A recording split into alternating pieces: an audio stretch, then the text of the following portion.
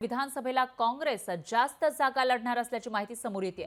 दिल्लीमध्ये काँग्रेसच्या बैठकीमध्ये तसा निर्णय झाल्याचं कळत आहे। अध्यक्ष नाना पटोले, प्रदेशाध्यक्ष काँग्रेसचे प्रदेशाध्यक्ष नाना पटोले, नसीम खान यांच्या प्रस्तावाला मान्यता दिल्याची माहिती आहे। तर काँग्रेसचे अध्यक्ष मल्लिकार्जुन खरगे, राहुल गांधी यांनी मान्यता दिल्याचं कळत आहे। मवियाच्या जागा वाटपाच्या फॉर्म्युल्यामध्ये काँग्रेस मोठी मुसंडी मारण्याच्या तयारीत असल्याचं दिसतंय। काँग्रेसचा बाटा मोठा असेल असं दिसतंय, कारण राज्यामध्ये विधानसभेच्या जागा आहेत 288 आणि त्यापैकी जास्तीत जास्त जागा या काँग्रेसला मिळाव्यात यासाठी एक प्रस्ताव तयार करण्यात आला होता राज्य काँग्रेसकडून आणि त्याला दिल्लीच्या मोठ्या नेत्यांनी ही मंजुरी दिल्याची माहिती समोर येते। आणि त्यानुसार मवियामध्ये जो काही जागा वाटपाचा फॉर्म्युला ठरेल त्यामध्ये काँग्रेसला जास्त जागा मिळणार असल्याची माहिती समोर येते। जास्त जागा काँग्रेस मागणार असल्याचं कळतंय आणि याविषयी अधिक माहितीसाठी आपले प्रतिनिधी विनोद राठोड हे आपल्या सोबत जोडले गेले आहेत। विनोद, काय सांगाल?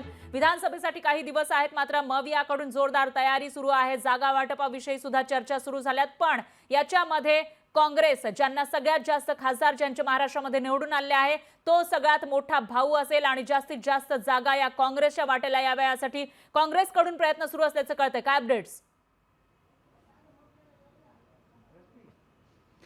नक्की आगामी विधानसभा निवडणुकीसाठी महाविकास आघाडीमध्ये समन्वयाने एकंदरीत लढण्याचा निर्णय घेतला आहे आणि त्या प्रकरणामध्ये आता काँग्रेस पक्ष मुसंडी मारण्याचा विचार या ठिकाणी करत आहे। काँग्रेस पक्षाने दिल्लीमध्ये एक बैठक बोलवली होती आणि त्या बैठकीमध्ये महाराष्ट्रातल्या सर्व नेत्यांनी त्या ठिकाणी बोलून एकंदरीत सगळ्या प्रस्तावावर चर्चा केली। खास करून विधानसभेच्या एक निवडणुकीच्या बाबतची उमेदवारांच्या बाबतची सगळी चर्चा त्या ठिकाणी केली। मात्र महाविकास आघाडीमध्ये काँग्रेस पक्षाने सर्वात जास्त जागा लढवावं असा एक प्रस्ताव दिल्लीच्या बैठकीमध्ये काँग्रेसचे प्रदेशाध्यक्ष नाना पटोले आणि कार्याध्यक्ष नसीम खान यांनी दिला आणि या प्रस्तावाला काँग्रेसचे दिल्लीचे हायकमांड म्हणजेच मल्लिकार्जुन खरगे आणि त्याचबरोबर राहुल गांधी यांनी या प्रस्तावाला मान्यता दिली आणि ज्याप्रमाणे महाराष्ट्रामध्ये काँग्रेस पक्षाची शक्ती वाढताना पाहायला मिळत आहे तशी शक्ती आगामी विधानसभा निवडणुकीमध्ये काँग्रेस पक्षाला पाहायला मिळेल आणि त्यामुळे काँग्रेस पक्षाने जास्तीत जास्त जागा लढवण्याचा निर्धार त्या ठिकाणी केला आहे आणि काँग्रेसच्या हायकमांडने या प्रकरणामध्ये दखल घेऊन नाना पटोले आणि नसीम खान यांच्या